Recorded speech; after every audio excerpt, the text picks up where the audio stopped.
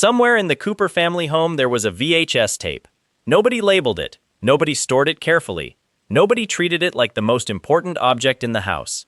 It sat in a drawer, or a closet, or a box, alongside dead batteries and old remote controls, and all the other debris that accumulates in a family home where nobody has time to organize anything because they are too busy surviving. On that tape, recorded at some point during his coaching career at Medford High School, George Cooper gave a halftime speech to his football team. The team was losing. The boys were defeated. The season was slipping away. And George, standing in a locker room that smelled like sweat and grass and teenage disappointment, looked at a group of kids who thought the game was over and said something that would outlive him by decades. He said, "If we do lose, you need to know that does not make you losers. You learn as much about who you are and what you are made of from failing as you do from success." George Cooper said those words to a room full of 17-year-old football players who forgot them by the following Monday. And 20 years later, those same words, on that same tape, in that same voice, were the only thing on earth that could reach his son. A son who had spent 2 decades calling his father a drunk. A son who had reduced George to 3 adjectives and a job title. A son who could not be reached by his wife, his friends, his colleagues, or his own Nobel Prize-level intellect. Nothing worked. Nothing got through. Until a dead man's voice played from a tape that nobody thought to throw away. That is the story I need to tell you today. Because a halftime speech on a forgotten VHS tape is the single most important piece of dialogue in the entire Young Sheldon and Big Bang Theory franchise. And the fact that it was recorded by a man the show spent 12 seasons dismissing as not that bright is the kind of irony that makes me want to put my head through a wall. I was not prepared for what this tape did to me. I knew it existed. I had seen the Big Bang Theory episode. I remembered the scene, but when I went back and rewatched it after studying George Cooper's entire arc across Young Sheldon, after understanding what this man carried, what he sacrificed, how he was treated, and how he died, the tape hit different. It hit like a freight train wrapped in a halftime speech. Because here is what I realized.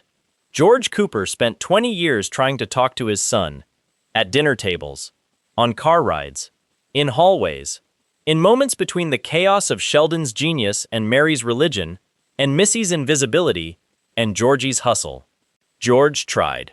He tried to connect with a boy whose brain operated on a frequency George could not tune into. He tried to be relevant to a child who had outgrown him intellectually by age 9. He tried to offer wisdom to a son who believed wisdom could only come from equations. And Sheldon never heard him. Not once. Not while George was alive.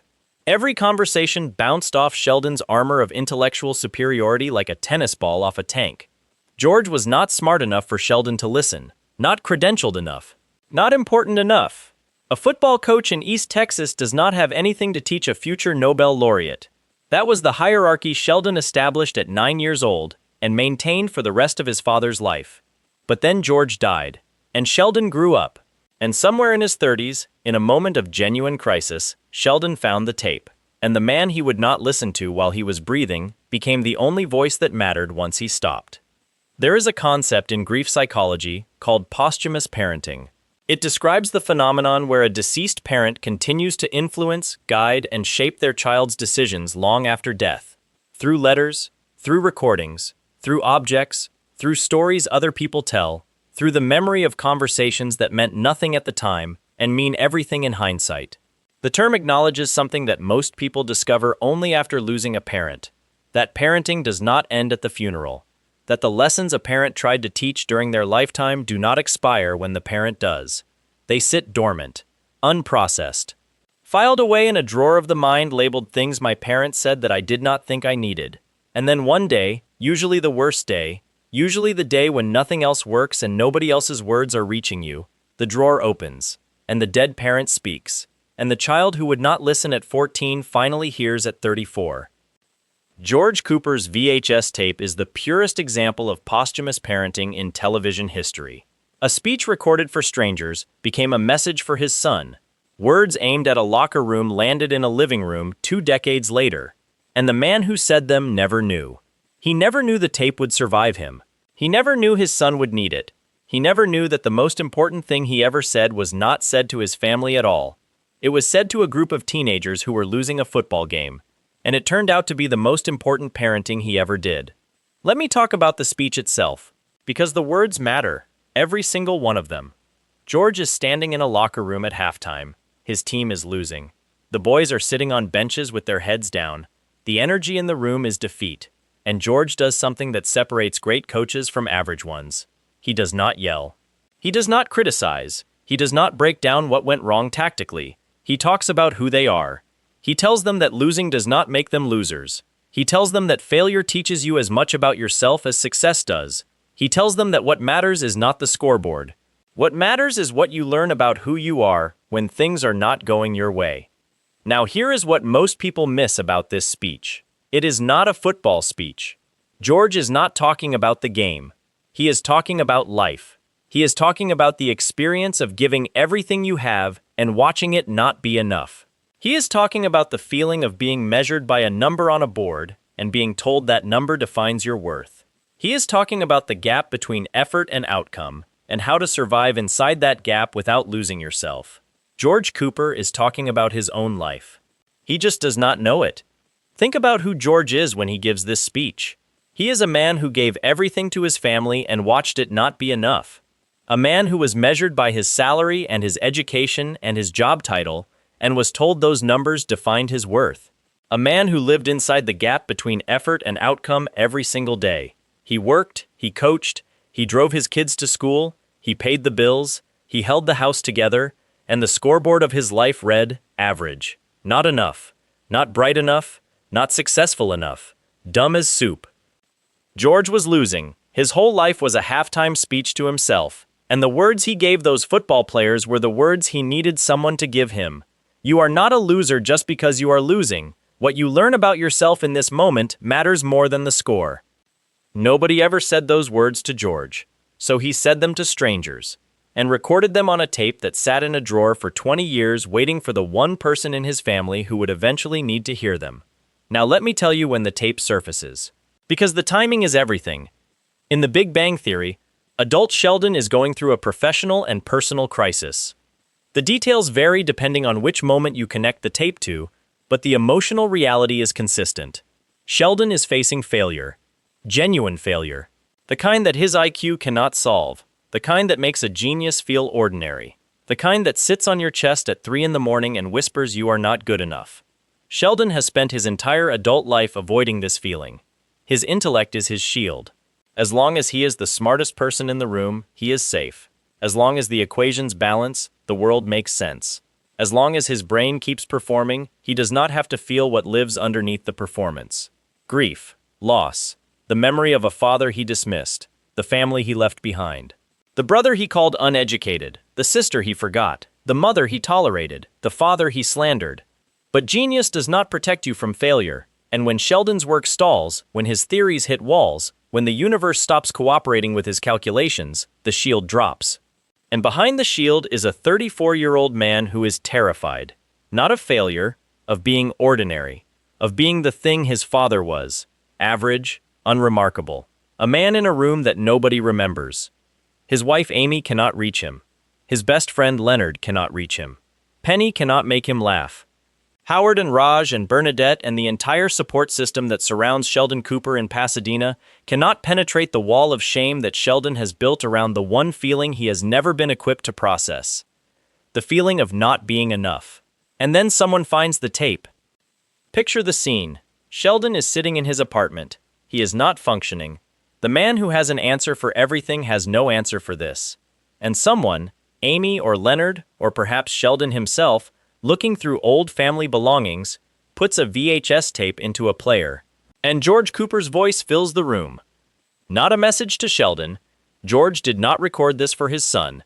He recorded it for a group of teenage football players who were losing a game that nobody outside of Medford, Texas would ever remember.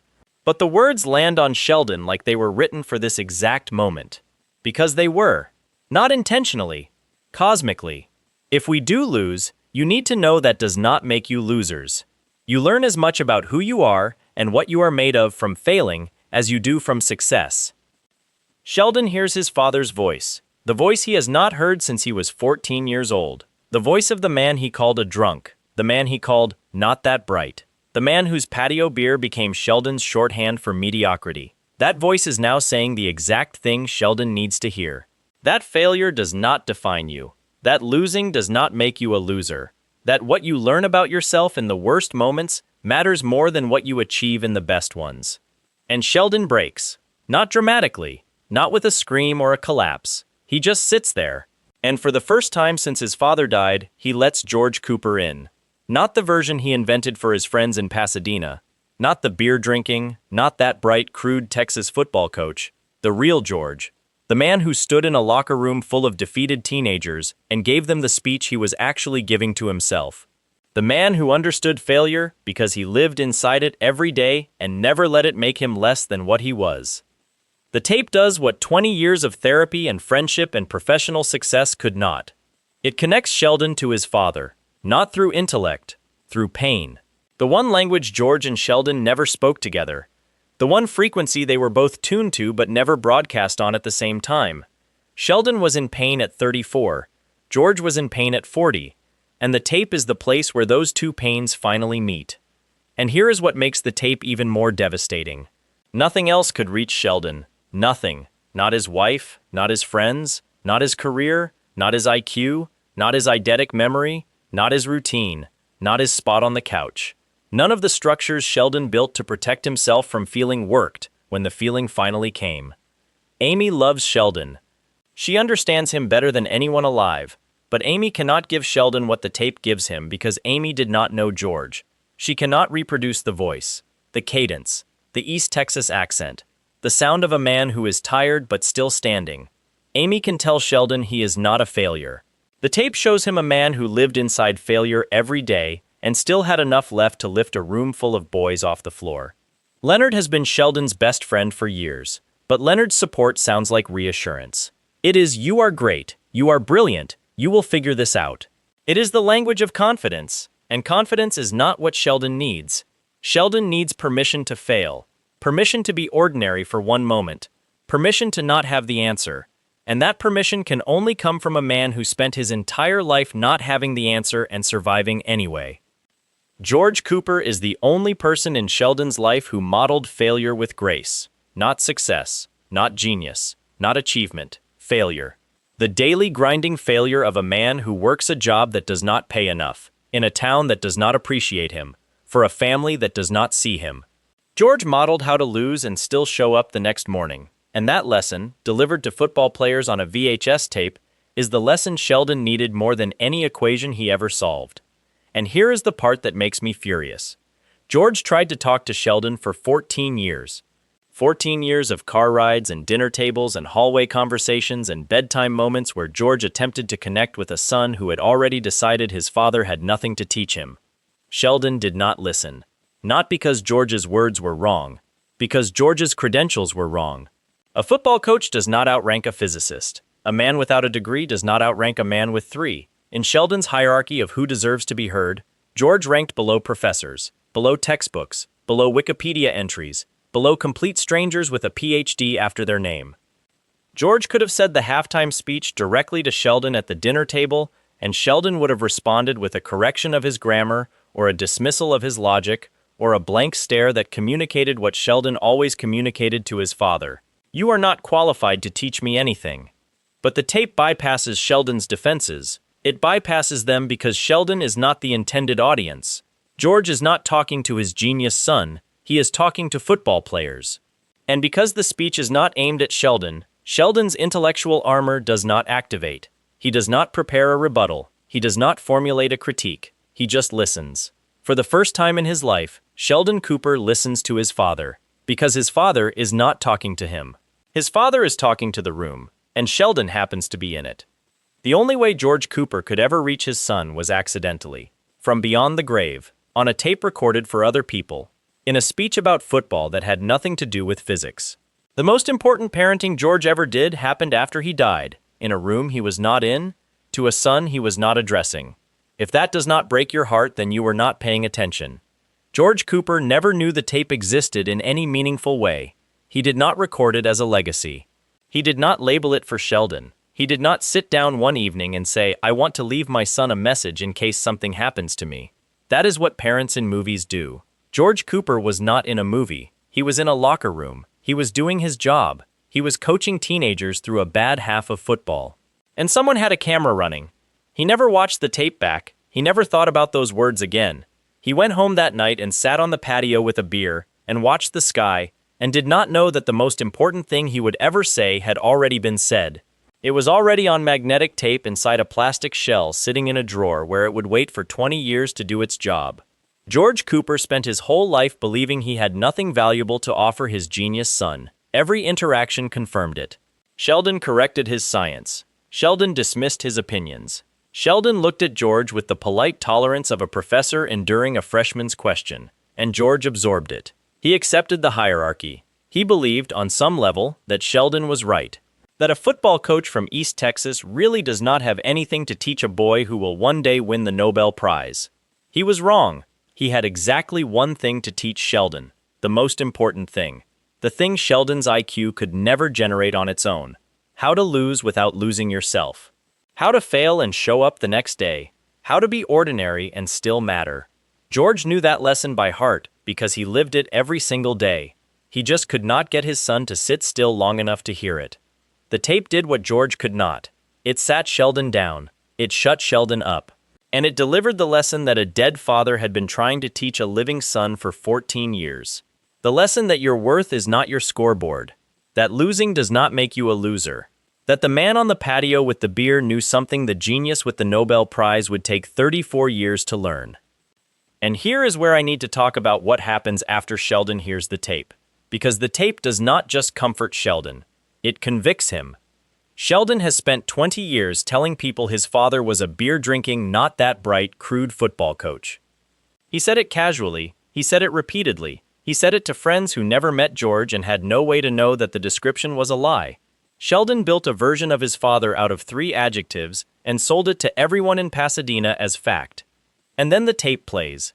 And the voice on the tape does not belong to a crude man. It does not belong to a not-that-bright man. It belongs to a man who understood failure with more sophistication than most therapists. A man who could read a room full of defeated teenagers and find the exact words to lift them off the floor. A man whose emotional intelligence was so precise that his halftime speech still works 20 years later in a completely different context, on a completely different person, with a completely different problem. The tape makes Sheldon confront the gap between the father he described and the father who actually existed. And that gap is enormous. It is 20 years wide and it is filled with every dismissive comment, every eye roll, every condescending correction, every moment Sheldon treated his father like furniture instead of a person. Adult Sheldon's narration in Young Sheldon confirms that he eventually understood. He says his father did everything he could and that he did a lot. But those words come decades later, after the tape, after the Nobel Prize, after becoming a father himself, after finally understanding what it costs to show up for people who do not appreciate you and do it anyway, every single day. That is the most painful kind of forgiveness. When the person you are forgiving has been in the ground for 30 years. When the apology can never be received. When the correction comes too late to fix anything except your own memory. Sheldon forgave George. But George never heard it. George died believing his son thought he was average. And the tape that proved George was extraordinary played in a room George never entered for a son who spent 2 decades getting the eulogy wrong. And here is what the writers understood that makes the tape so devastating. They understood that the most powerful moment in a story is not the climax, it is the echo, the moment where something small and forgotten comes back and changes everything. The halftime speech was filmed as a minor subplot in Young Sheldon, George coaching football, a routine scene, background texture for a character the show used mostly as a contrast to Sheldon's brilliance. But the writers knew where that tape was going. They knew that one day, in The Big Bang Theory, adult Sheldon would find it. And they knew that the words George said to football players would be the words that saved his son.